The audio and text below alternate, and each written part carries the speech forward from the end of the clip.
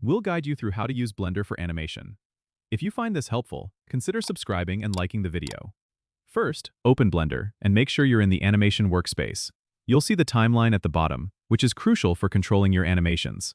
Start by selecting your object in the 3D viewport. Then go down to the timeline and move the playhead to the frame where you want to start your animation. Press I on your keyboard to insert a keyframe. You'll get a menu with options like location, rotation, and scale. Choose the properties you want to animate. Move the playhead to the next frame where you want a change to occur, then adjust your object in the 3D viewport.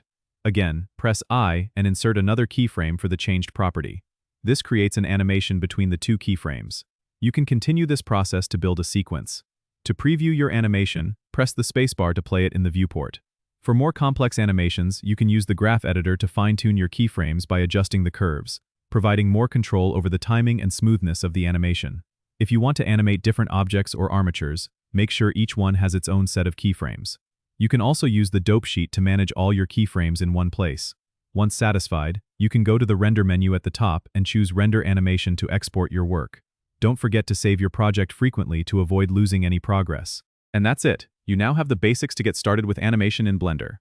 Don't forget to subscribe and comment if this helped you out.